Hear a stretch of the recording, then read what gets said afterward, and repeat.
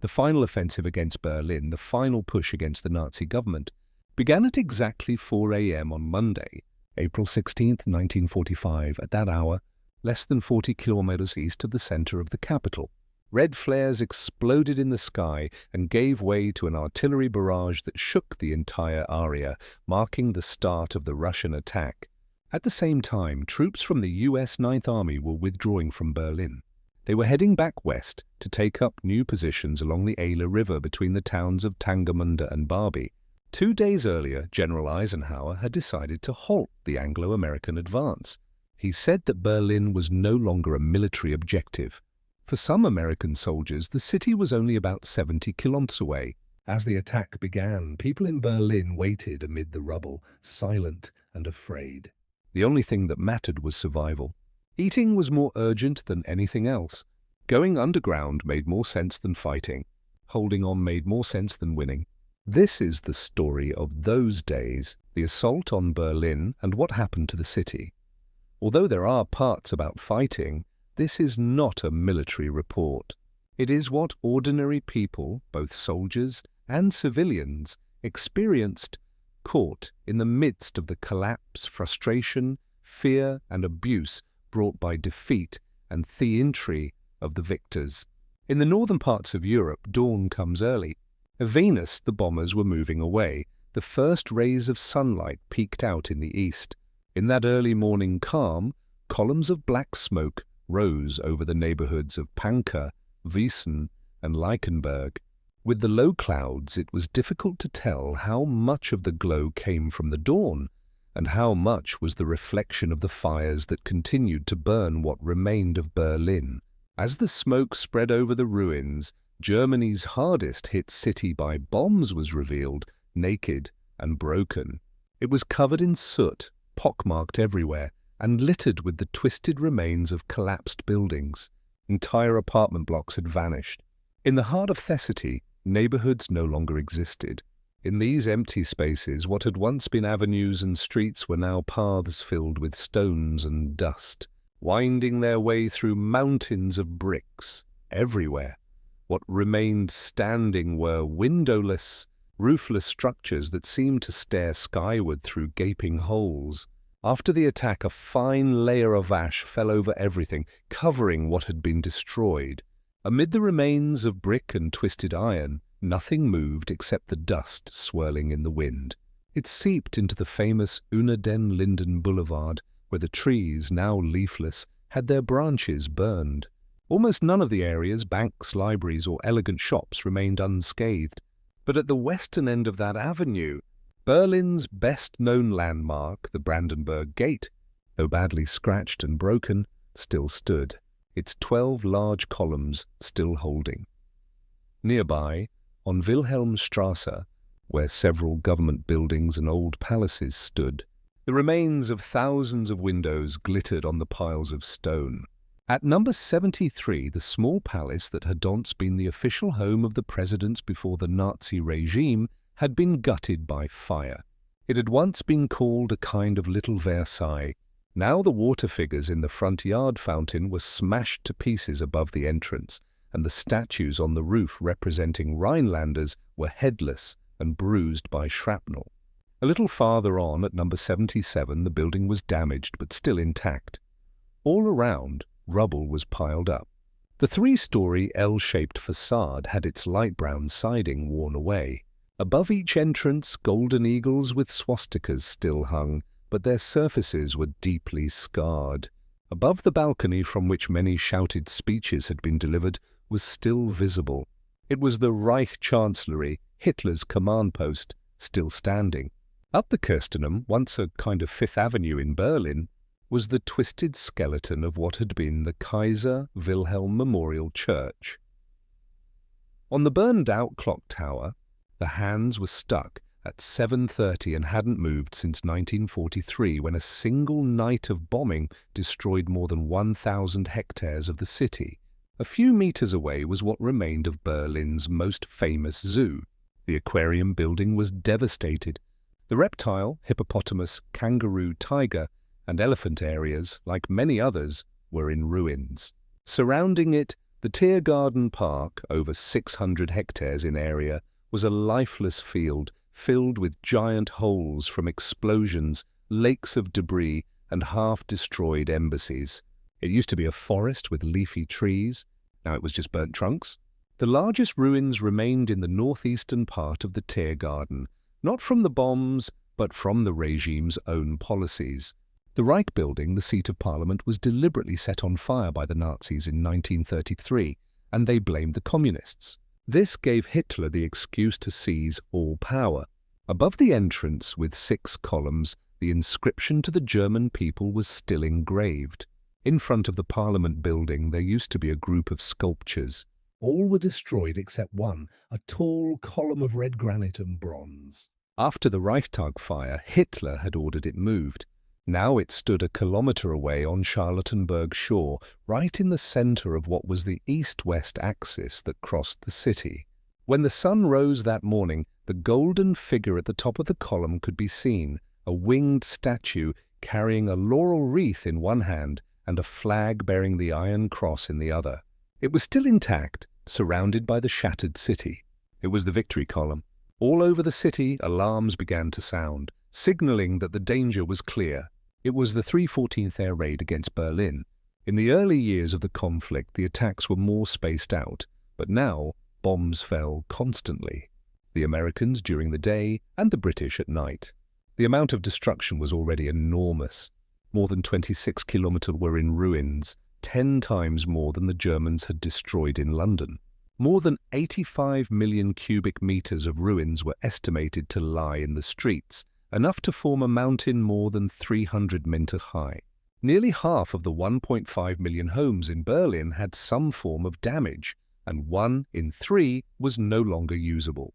The casualties were so many that the exact number would never be known, but at least 52,000 people had died, and more than twice as many were seriously injured, 5 times the number of casualties suffered in London.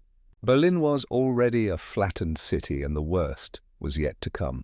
Despite all this, life went on almost absurdly among the wreckage. There were still 12,000 police officers on duty. Mail was delivered. Newspapers went out every day. Telephone and telegraph lines were working. Garbage was collected. Some cinemas, theatres, and even part of the zoo were still open. The Berlin Philharmonic still offered concerts. Shops had promotions. Bakeries and markets were open every morning. IS dry cleaners and hairdressers had customers. The subways and elevated trains kept running, and on almost every street the cries of the same old flower sellers could still be heard, as if it were just another day. Despite so much disaster, almost 70% of Berlin's large factories continued to operate in some capacity. Nearly 600,000 people still had jobs, but getting to work was a challenge. It could take hours. There were detours, traffic jams, and broken-down vehicles. That's why many people got up early. Everyone wanted to arrive before 9:00 a.m. because that's when American planes usually appeared. That morning, in all 20 districts of the city, people emerged from their shelters like cavemen. They emerged from the subway, from public basements, from the cellars beneath their damaged houses. It didn't matter whether they were hopeful or afraid, whether they agreed with the regime or not. They all shared one thing. Those who had spent another night alive wanted to reach the end of the day just the same. The country was also fighting to stay alive. In this 6th year of conflict, the Nazi government was fighting with what remained of it. Hitler's plan for a 1,000-year rule had been shattered. Now the enemy was coming from 2 sides. The Anglo-American forces were crossing the Rhine, had passed through Remagen, and were approaching Berlin. They were about 300 kilometers away, and on the other side, by the Oder River, there was a more feared and closer threat. There were the Russians less than 50 kilometers away. It was Wednesday, March 21st, 1945, the first day of spring. A new song was playing on radio stations all over the city. This will be a spring that will never end. Faced with everything that could happen to them, the inhabitants of Berlin reacted in different ways. Some closed their eyes, hoping nothing would happen to them. Others took risks hidden. Many were filled with rage or fear, and some, seeing there was no way out, decided to bravely face whatever came. In the Zallendorf neighborhood southwest of Thessaloniki, dairy farmer Richard Pogonovska got up as always with the dawn. In the past, his job had been monotonous. Now it was what gave him meaning. He worked on the Domain Darlim farm, which was more than 3 centuries old and located in an elegant part of Berlin, a few kilometers from the center. In any other city, having a farm so close to the city center would be unusual, but not in Berlin. A fifth of the city's area was forest, parks, lakes, and rivers. Still, Pogonovska, like many on the farm, wished they were farther away, out of reach of the bombs. He, his wife, Elizabeth, and their 3 children spent the night as usual in the cellar of the farm's main building on Kennigan Louise Street.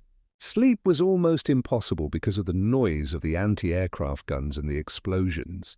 Like almost everyone living in Berlin, the milkman was exhausted. He didn't know which areas had been bombed that night, but he was certain they didn't. Hit the cowsheds. The cows were still alive. Nothing seemed to faze them. Amid the bombs and gunfire, they kept chewing as if nothing had happened, and somehow they continued to produce milk. This was something that struck him daily. Sleepy, Pogonovska filled her wooden cart with milk jugs, harnessed her 2 horses, Lisa, who was Tan, and Hans, and with her grey dog named Pi Atharside, began her route. Leaving the courtyard, she turned right onto Pacelli Alley and headed toward Schmargendorf. It was 6 in the morning. She wouldn't return until 9 at night. Tired, his bones heavy, he hadn't lost his straightforward way of speaking. For his 1-200 customers, he'd become a kind of comfort. His route passed through 3 districts. Seilendorf, Schönenberg, and Wilmersdorf all were badly hit. Schönenberg and Wilmersdorf, being closer to the center, were almost razed to the ground. In Wilmsdorf alone, more than 36,000 homes were destroyed. Nearly half of its 340,000 residents were homeless. That's why the milkman's face, even if only for a moment, was a kind of relief. Even so early, there were people waiting for him at every corner. Lines were common for everything: the butcher, the baker, and even for water when the pipes were broken. Even though there were people, Pogonovska rang her large cowbell to announce herself. She had started doing this when the daytime attacks became more intense, and she could no longer go up to every house. For her customers, he and his bell were part of the landscape. That morning, it was the same. He greeted his customers and gave them the exact amount indicated on their ration cards. He had known many of them for almost 10 years. They knew that sometimes he could give a little more. By adjusting the paperwork, he was able to give a little extra for a baptism or a wedding. It wasn't legal, but these days, everyone took a risk. More and more she saw people who were tired, tense, and quiet. There was no longer much talk about the conflict. No one knew what was really going on, and even if they knew, they couldn't do anything. Besides, there were already too many people having opinions. He avoided talking about it.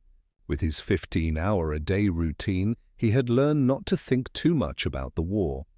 Like many, he had become almost immune to what was happening. But he still noticed things that gave him hope. For example, the streets were still clear. There were no barricades or tank traps.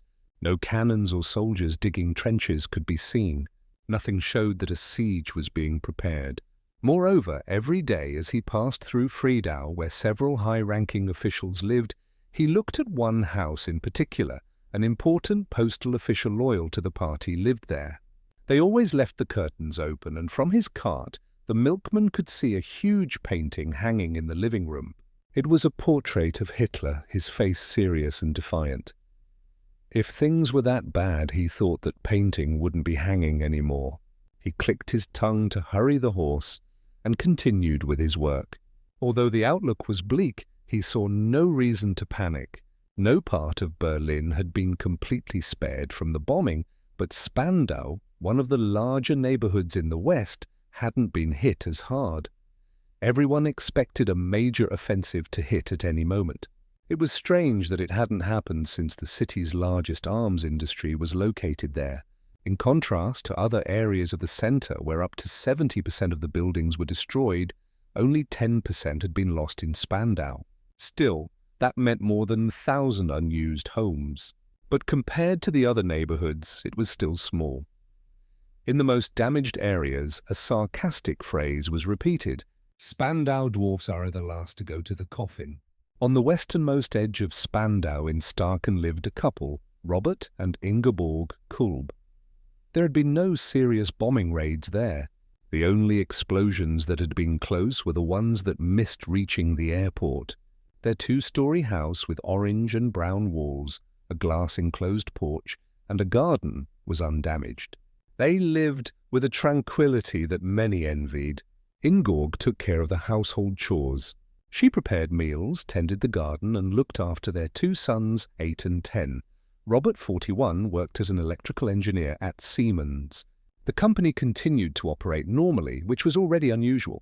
Like other employees, he rode his bicycle to work every day, crossing paths where he could see collapsed houses and dusty streets. They both knew the end was approaching, but went about their days as if they were normal.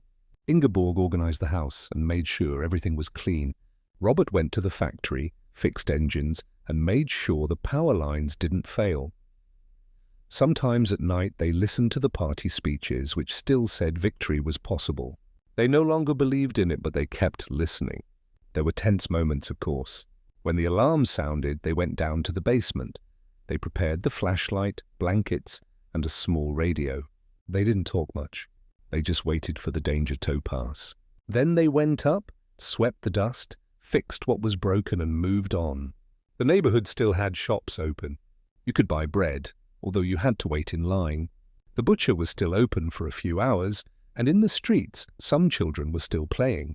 It was as if they were trying to pretend everything was fine, but everyone knew what was coming. The radio had mentioned the Russian offensive.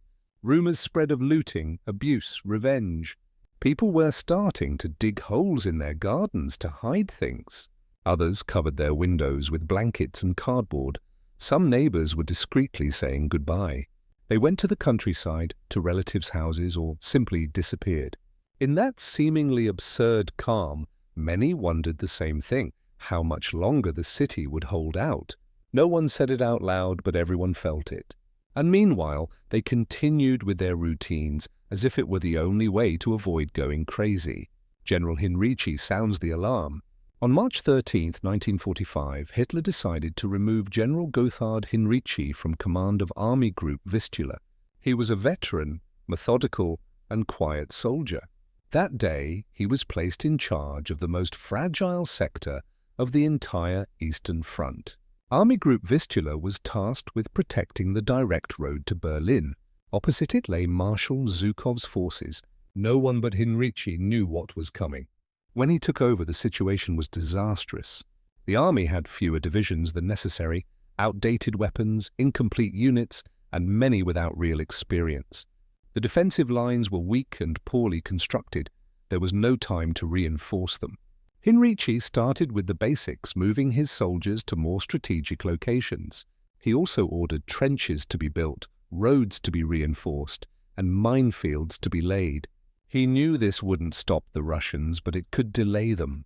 From the first days, Heinrici realized the fight was lost.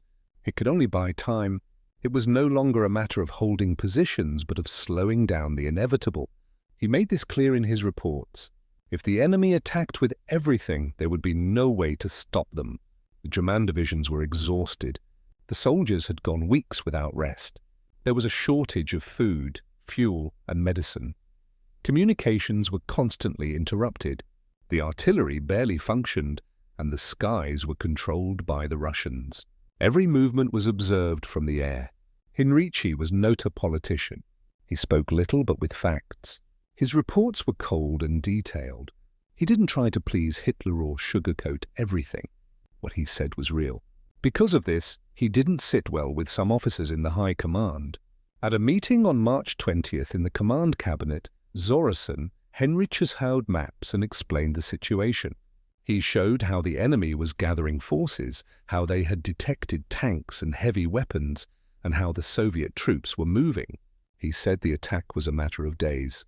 No one contradicted him, but the atmosphere became tense. Some tried to change the subject. Hitler listened to everything in silence. Then he asked about the possibility of launching an offensive toward Kustrin.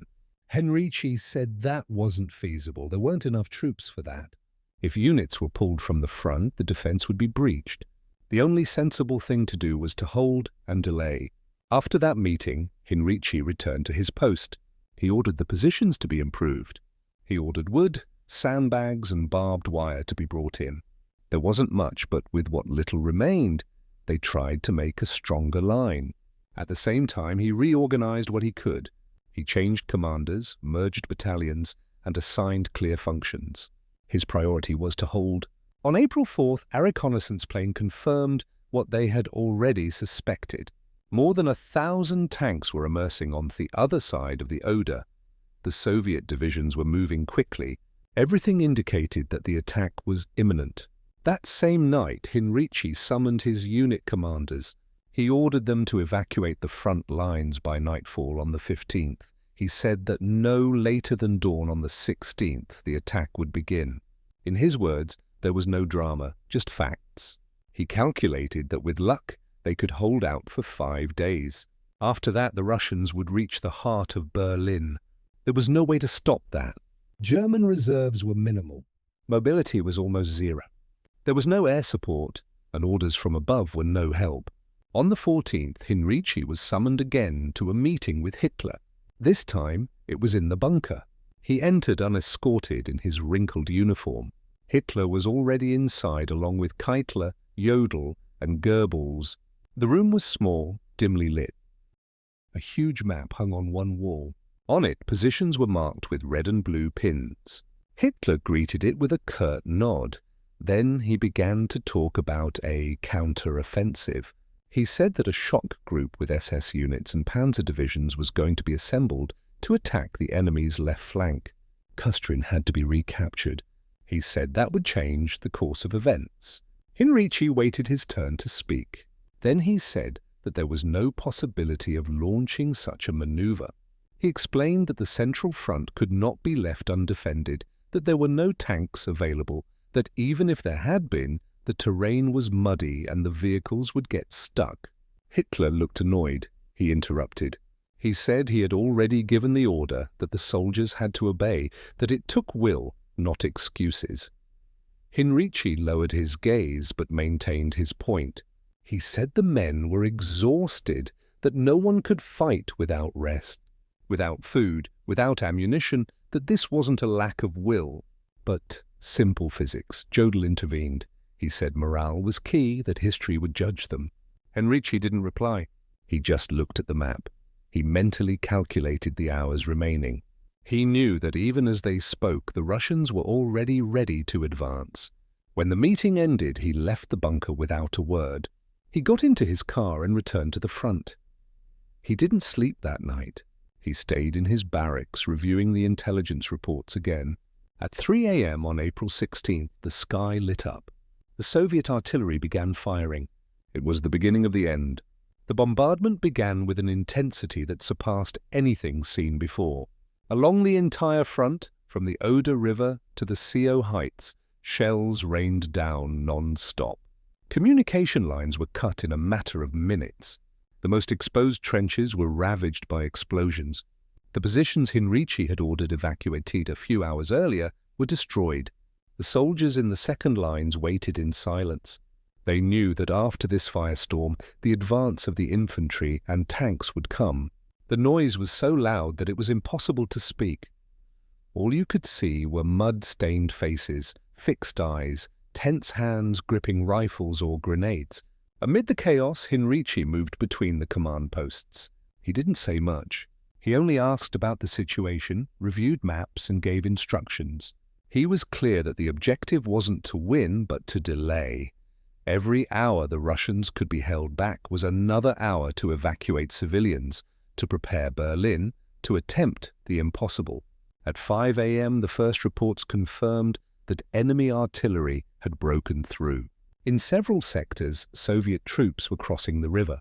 They were coming in boats, pontoons, and amphibious trucks. Behind them, tanks were moving. The ground was wet, but that didn't stop the advance. Heinrici showed no surprise. He had anticipated it. He said the priority was to avoid an immediate breakthrough, that counterattacks had to be concentrated on key points, not trying to stop everything at once. He ordered the last reserves to be used to plug the most dangerous gaps. By noon, the pressure was enormous. On the CEO heights, the battle was hand-to-hand.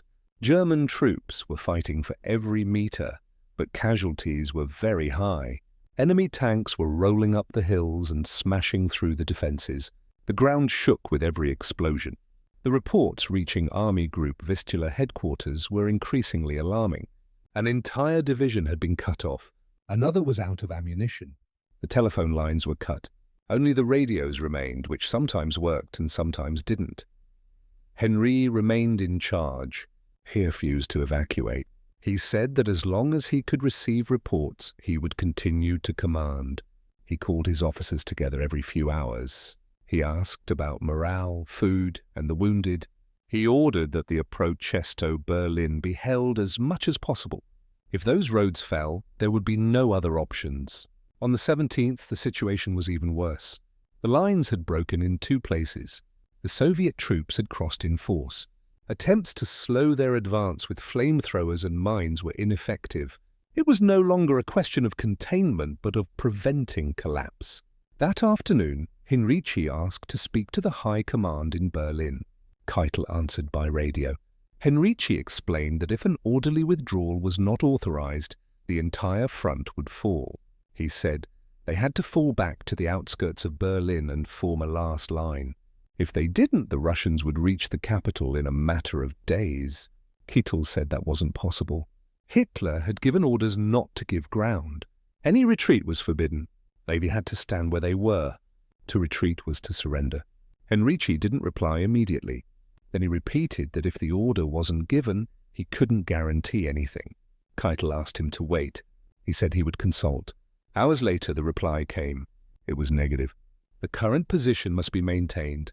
Heinrici hung up the radio. He gave the order to regroup what remained of his units and form a shorter line. He did this without waiting for permission. He said it was no longer a matter of obeying, but of preventing everything from collapsing. That night, several units managed to leave the hardest-hit sectors. They retreated to secondary routes. They burned documents, destroyed damaged equipment, and evacuated the wounded they could carry. Heinrici spent the night in a makeshift shelter with a map spread out on a broken table. He continued to plot withdrawal routes. Each line represented hours of life for the capital. On the 18th, there was no way to hide the truth. Soviet troops had reached Münchberg. That left less than 60 kilometers to Berlin. Some enemy outposts were already visible on the outskirts. Observation posts reported that civilians were beginning to flee en masse. Cars with children, elderly people walking, unarmed soldiers mingled with the population. It was the beginning of chaos. In Berlin, the Central Command continued to act as if nothing had happened. Hitler gave speeches behind closed doors. He spoke of divisions that no longer existed. He promised reinforcements that no one saw. He gave orders for attacks from the north, from the south, from points already occupied by the Russians. No one contradicted him. On the 19th, Heinrici sent his last official report. In it, he stated that Army Group Vistula had lost almost half of its capacity, that there were no more reserves, that the enemy had broken through all lines and was advancing rapidly, that defense was no longer possible, and that if Berlin was not surrendered, at least the population should be allowed to evacuate. That message was never answered. The next morning, he was informed that he was out of command. He had been replaced by General Kurt, student. There was no ceremony, no call, just a radio announcement. Heinrici didn't argue. He took off his helmet, saluted his closest men, and got into an unescorted car. He drove away from the front in silence. He'd done his best. What was coming no longer depended on him. In the following days, Berlin became a battlefield. Their streets filled with tanks, barricades, young and old soldiers, children from the Hitler Youth, and elders from the Volksturm. The city was heading for collapse, and Heinrici had already said all of this before it happened. Hitler's rage in the bunker. Hitler woke up later each day, sometimes at noon, sometimes after 2. He slept in a small concrete room with grey walls and sparse furniture. Sleeping next to him was Eva Braun, who had been with him since they took refuge in the bunker. Upon awakening, he had a light breakfast. Then he went straight to a meeting with his military team. In these daily sessions, they discussed the front, the troops, and maps full of markings. But Hitler no longer listened. While the Russians advanced from the east and the Americans from the west, he retreated into his routine. He walked hunched over with one hand trembling. He sometimes leaned on his aide to Camp Ottawa or on the table for support. His voice was weak, but he still shouted when he didn't like something. The generals who visited him knew it was useless to argue. Hitler continued to give orders to move divisions that no longer existed. He ordered tank counterattacks that never arrived. In his mind, the army was still strong, loyal, and willing. He refused to accept that most units were destroyed, disorganized, or trapped. General Bergdorf once brought him a report showing the Soviets were 30 kilometers from Berlin. Hitler tore it up without reading it. He said the Russians were exaggerating, that they hadn't really come that far, that the enemy was going to break at any moment. On another occasion, he ordered General Wank, leading the 12th Army, to turn around and march toward Berlin. He was told that was impossible. Wen had barely any men, no fuel, and was facing the Americans. Hitler insisted. He shouted that the fate of the Reich was at stake, that compliance must be achieved. When the generals didn't answer, he took that as a sign of approval. No one dared correct him. They knew if they did, they would be dismissed or worse. Some were replaced within hours. Others were sent to the front as punishment. One of them, General Buer, said in a low voice that this war was no longer military, but personal. It was Hitler's war against reality. The atmosphere inside the bunker grew more tense every day. The walls were made of thick concrete. No sunlight entered. The air was thick, filled with cigarette smoke and the smell of bodies that hadn't been removed for weeks. Lamps were lit all day, making it impossible to tell whether it was day or night. Eva Braun tried to maintain some semblance of normalcy. She put on makeup, listened to music, and watched old movies on a portable projector. She invited the officers over for coffee in her living room. But no one could forget that bombs were falling outside, that the screams of the wounded in nearby hospitals reached the hallways. Sometimes Hitler would spend hours in silence. He stared at maps without blinking. Other times he talked non-stop, repeating old phrases. He said the German people hadn't been up to the task, that the failure wasn't theirs, but everyone else's, that if Germany lost, it deserved to be destroyed. At a meeting on April 18th, just after the fall of Kustrin was confirmed, Hitler had one of his most intense outbursts. Kittel tried to explain to him that the lines were broken, that there was no way to hold back the Russians. Hitler interrupted him, shouting. He said he didn't want to hear excuses, that the generals were cowards, that no one had the courage. He shouted so loudly that he had to sit down. His hands shook. He drank a glass of water with difficulty. Then he abruptly stood up and left the room. No one spoke for several minutes. No one knew what to say. In the following days, his behavior became more erratic. He ordered all the bridges over the Spree destroyed. Then the next day, he ordered them repaired. He said there were traitors everywhere, that someone was leaking information to the enemy, that the Russians couldn't have arrived so quickly without help. He had several officers arrested for disobedience. Some were shot without trial. Others disappeared. Everyone feared they would be next. There was fear of speaking, of moving, of writing anything on the barracks papers. Every sentence could be considered treason. Hitler's personal physician, Dr. Morell, began to notice changes in his health. He increased his dose of tranquilizers. He gave him injections several times a day. He also gave him vitamins, liver extracts, and stimulants, but nothing seemed to work. Hitler was exhausted. He shuffled. His left arm trembled constantly. His jaw clenched uncontrollably. Despite everything, he continued giving speeches. He gathered his officers and spoke of imaginary counterattacks. He said the Allies were going to fight each other, that the Russians would be defeated by the force of the German spirit. No one believed this, but everyone agreed. Silence was the only way out. April 20th was his 56th birthday. Eva Braun organized a small celebration. They brought him a cake, they sang him a song. Some officers gave him simple gifts. A pen, a book, an old medal. Hitler barely smiled.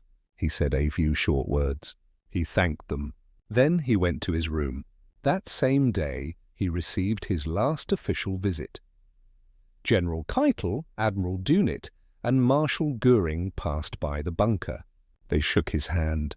They congratulated him. They spoke for a few minutes. Then they went upstairs and left. They knew they would never see him again. On the night of the 20th to the 21st, Hitler paced the corridors aimlessly.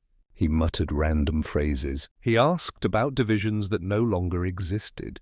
He gave orders to defend sectors that were already occupied. His aides took notes, but knew they could not carry anything out. At dawn on the 21st, General Widling, responsible for the defense of Berlin, handed him a new report. It said that Russian troops were already within the city limits, that Soviet artillery was pounding the center, that the fighting was taking place street by street. Hitler didn't react at first. Then he asked about the 12th Army. He was told it was still to the west, unable to advance. Hitler ordered it to move. No one answered. Then he asked about Steiner. He was told Steiner should attack. Keitel looked down. Steiner had no troops. That unit didn't exist. That was when Hitler stopped abruptly. He banged his fist on the table. He shouted that it was all a betrayal, that his officers had deceived him, that no one was loyal, that everyone deserved to die. That scene was the Führer's last great explosion of rage. After that, he faded away. He spent more time alone. He spoke less. He slept more. He no longer met with everyone, only with a few. In the bunker's corridors, the silence grew. The sound of the bombing was constant. The walls shook with each impact. The floor creaked. Wires dangled. Lights flickered. Aides spoke in whispers. Cooks prepared simple meals. Messengers no longer arrived. No one went out. No one came in. All that was left was waiting. In his final days, Hitler no longer spoke of victory, only of punishment. He said the Germans had failed, that they hadn't fought hard, that they deserved to disappear, that he wouldn't surrender. He ordered all documents destroyed, papers burned, names erased. He wanted no record left. He wanted history to have no proof. Some officers tried to convince him to escape, of leaving the bunker, of flying south, of hiding. He said no, that he wouldn't flee, that he would die in Berlin. General Krebs visited him for the last time on April 25th.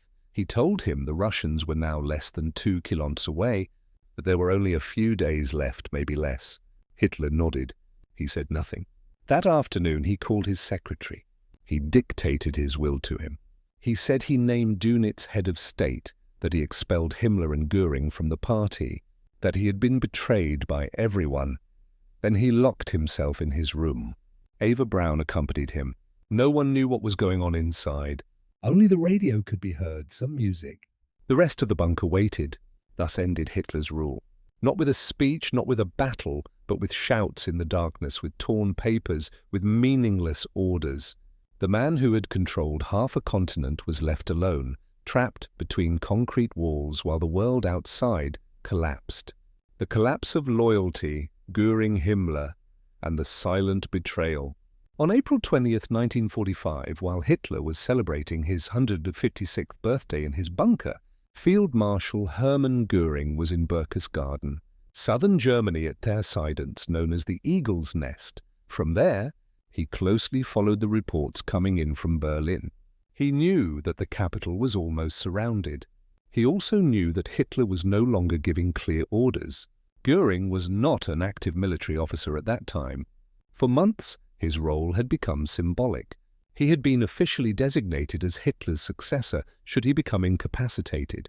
That decision had been written in 1941, so when he saw that chaos was taking hold of the government, he thought it was time to act.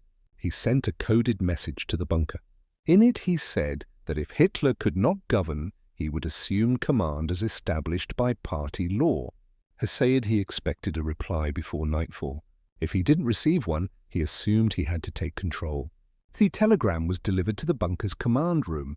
It was received by Martin Bormann, head of the party chancellery and one of Hitler's closest men. Bormann read the text, considered it a threat, and immediately showed it to the Führer. Hitler read it twice. Then he looked at Bormann. He said Göring was a traitor, that he was trying to stage a coup, that no one could be trusted. He ordered Göring to be arrested immediately. That night, the SS surrounded Göring's home in Berchtesgaden. They took him into custody. They took control of his offices and forbade him all communication.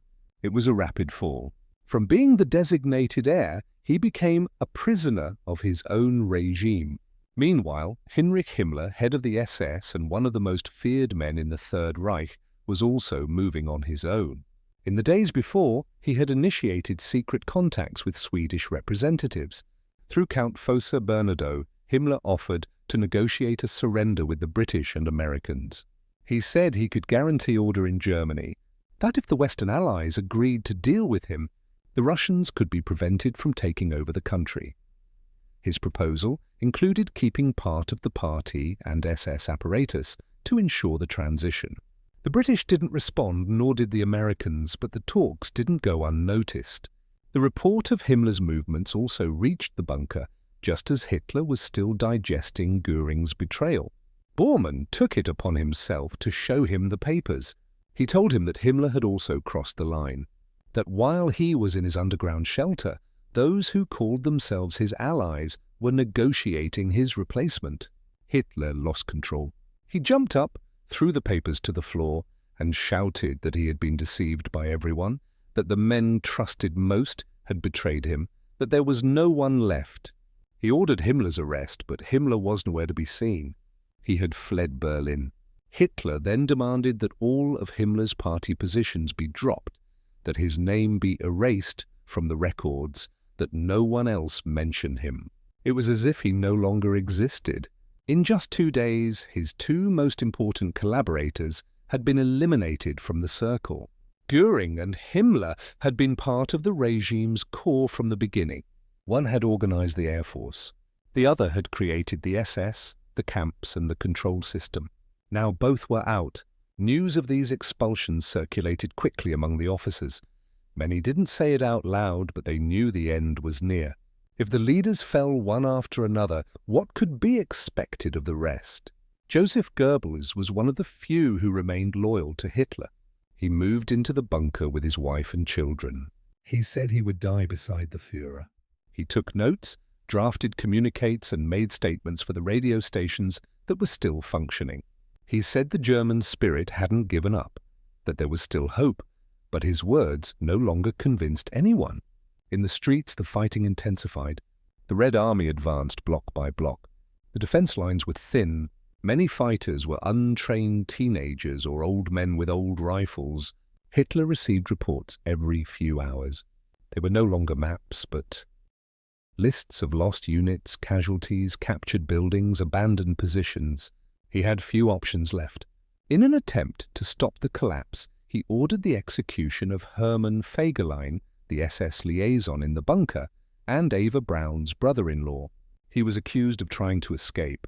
He was found wearing civilian clothes and carrying forged documents. He was interrogated by the Gestapo and shot. That execution sent a message, stay or die. There was no other way. No one dared to propose any escapes. There were no more contacts with the outside world. All that remained was confinement. Meanwhile, in northern Germany, Karl Dönitz was organizing a possible replacement government. He was in contact with naval commanders and trying to maintain some structure. He didn't know if Hitler was still alive, but he hoped to play a role when it was all over. Hitler, for his part, continued signing papers.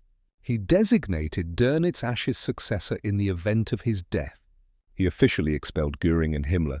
He appointed Goebbels a chancellor. These were decisions made in the middle of nowhere. The government no longer existed as such. On April 27th, General Krebs, Chief of Staff, reported that Russian forces now controlled almost the entire center, that the Gestapo headquarters had fallen, that the approaches to the Chancellery were surrounded, that only hours remained. That night, Hitler called his closest aides. He told them he had made a decision that he would not be taken alive, that he would die in his shelter.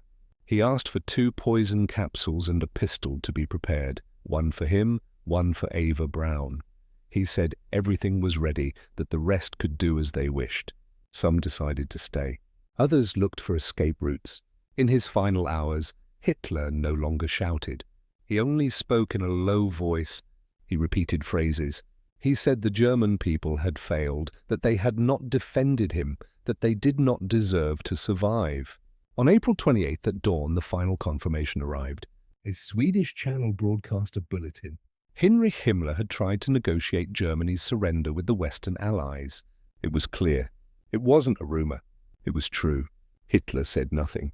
He just looked at his secretary. He asked him to write a last will and testament. In it he stated that he had been betrayed, that he had done everything possible, that he had no regrets. That document was signed in a small, dimly lit room. It was also signed by Goebbels, Bormann, and several witnesses. It was the final act of Nazi power. The next day, Hitler and Eva Braun locked themselves in their room.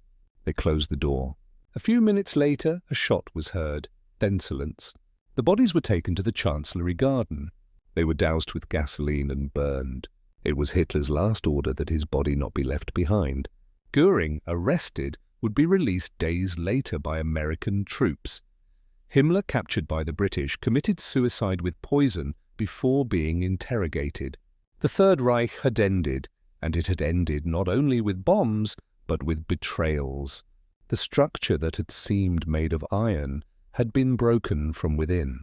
What the enemies didn't break, their own leaders destroyed. The total collapse. The bunker becomes a tomb. On April 28, 1945, the Chancellery bunker in Berlin was isolated. Explosions shook the surface every few minutes. The underground walls vibrated with each blow. The floor was covered with dust, debris, and dangling cables. The air was thick and difficult to breathe. Inside, Hitler spent most of his time locked in his private room. He slept little. He paced. His face was pale, haggarded, and his body hunched. His left hand trembled constantly. He barely ate. He only spoke to a few people. Eva Braun remained at his side. She didn't complain. She didn't ask for anything. She sat silently, accompanied him to the table, and listened without interrupting. She had decided to stay with him until the end. The other inhabitants of the bunker lived between routine and waiting. Hitler's aides, such as Heinz Linger and Otto Gunshire, continued to mechanically carry out orders. Cooks prepared simple meals. Some soldiers stood guard in the corridors, but no one believed in a way out anymore.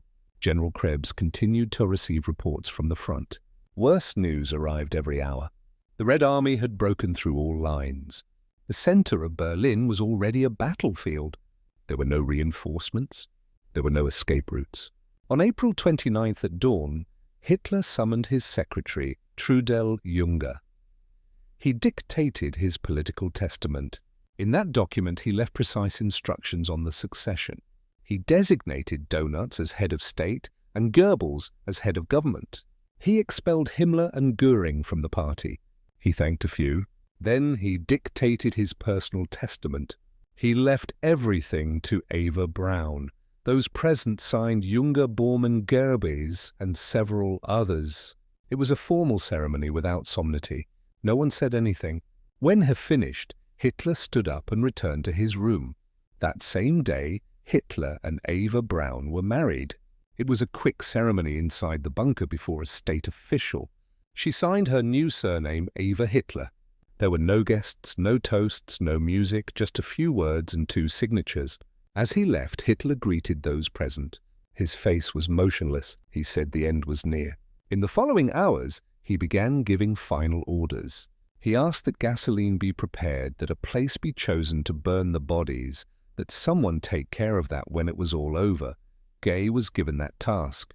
Hitler called his aides one by one. He gave them the choice of staying or leaving. Some chose to leave. Others said they would accompany him to the end. No one was pressured. Only loyalty was required. Goebbels and his wife Magda decided to stay. They went down to the bunker with their 6 children. The children didn't know what was happening. They played in the hallways, talked in low voices, and hugged each other. That evening, General Wedling was summoned to the bunker. He explained that there weren't enough troops left, that the city was divided into pockets, that there was no ammunition, that surrender was inevitable. Hitler didn't reply. He just nodded. On the morning of April 30th, Hitler had breakfast with Eva Braun. It was a simple meal. Then they said goodbye to the staff. They shook hands with each other. Hitler thanked Heisides. Eva smiled, although her eyes were red. At noon, they entered his room together. They closed the door. No one else entered. Several minutes passed. Then a shot was heard. Gar and Linger entered. They found the bodies on the sofa. Eva had taken poison. Hitler had shot himself in the head. Everything was just as he had indicated. They wrapped them in blankets. The bodies were taken to the outside garden. There they were, doused with gasoline and set on fire. Flames rose through the rubble. Smoke mingled with the dust from the bombing. It was the end of the leader of the Third Reich. Inside the bunker, silence was total. No one spoke. Only the distant impacts could be heard. Goebbels assumed command. He gave a short speech. He said he would follow his leader's example, that he would not give up his family. In the afternoon, Magda Goebbels gathered her children in a room. She gave them sedatives. Then, with the help of an SS doctor, she gave them cyanide. One by one, the children died in their sleep. No one heard them cry. Afterward, Goebbels and Magda went up to the garden. There they committed suicide with a pistol and poison. Their bodies were also burned, though without complete success. The remains were left half-charred against a wall. The remaining officers gathered. Some planned to escape. Others didn't know what to do. Bormann disappeared. It was said that he had died trying to escape. Krebs tried to negotiate surrender with the Russians, but no agreement was reached. Then he committed suicide. On May 1st, Soviet troops were already inside the bunker. They found empty rooms, torn papers, destroyed furniture. Corpses were strewn about. The air was unbreathable.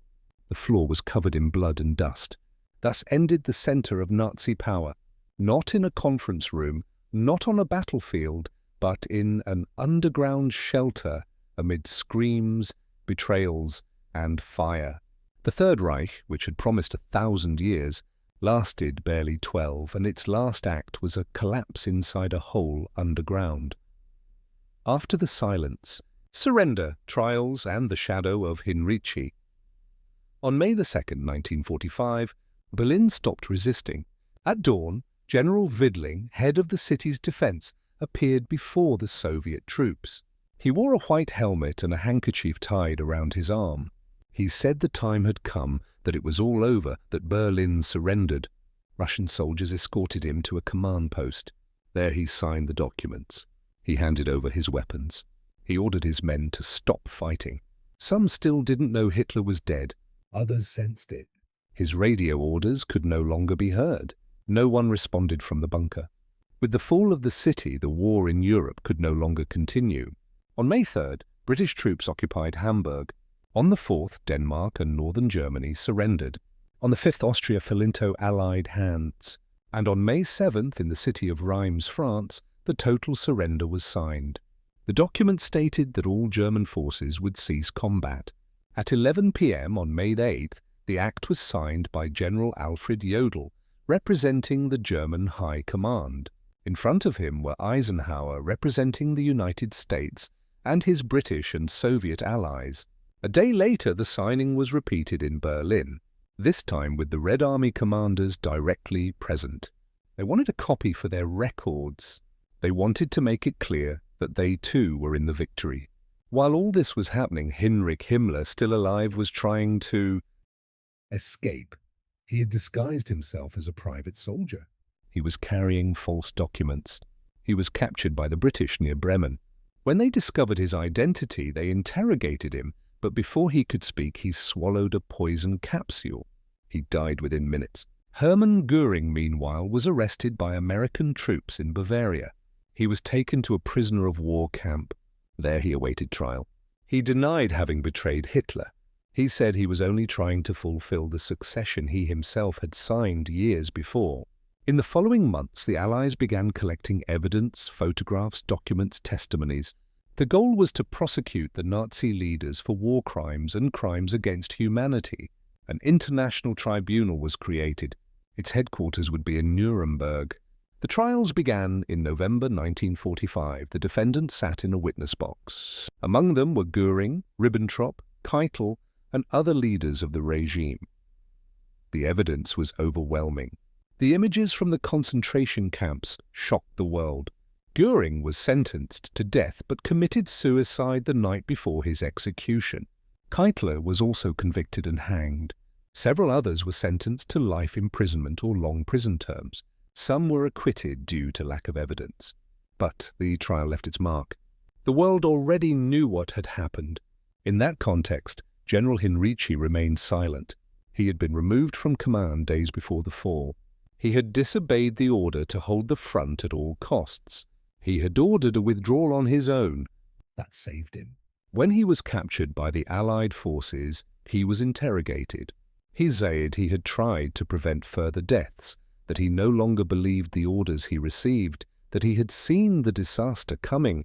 He was not tried for crimes. He was not charged with anything. He was released years later. His image remains as that of an officer who tried to reason, who told the truth when everyone else was lying, who did not want to participate in the collapse, who tried to prevent Berlin from becoming a cemetery. After the end of the war, Germany was divided. The West was under the control of the British, Americans, and French. The East was in the hands of the Soviets. Berlin was also partitioned. The city was left in ruins. The streets were piles of stones, the buildings charred skeletons, the inhabitants living ghosts. Millions of people were searching for food. Many others walked aimlessly. Allied soldiers distributed bread, water, and blankets. Some abused their power. Others tried to help. The occupation was a difficult balance. The concentration camps were opened. The gas chambers were shown to the world. The survivors bore witness. Their bodies were skin and bone. Their gazes empty. No one could say they didn't know. In the squares of Germany, civilians were forced to watch the films, to read the signs, to stare into the mass graves. It was an imposed lesson. Many wept. Others bowed their heads. Some still denied it.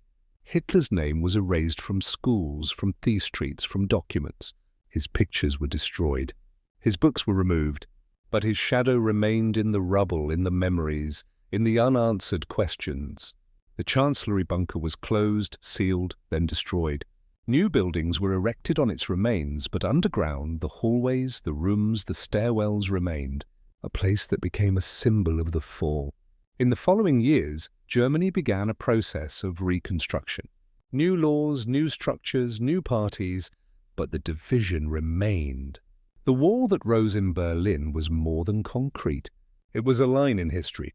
The memory of the final days of the Third Reich remained in documents, in photographs, in trials.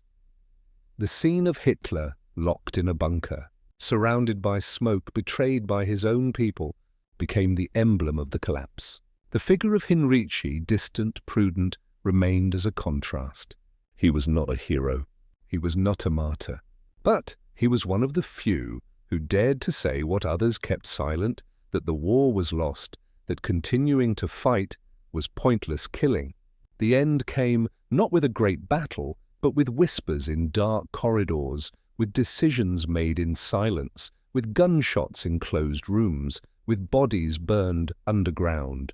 Thus fell the regime that had promised to rule the world, not with glory, not with honor, but with fear, with chaos, with betrayals, and with the voice of a general who said, while there was still time, "This is over."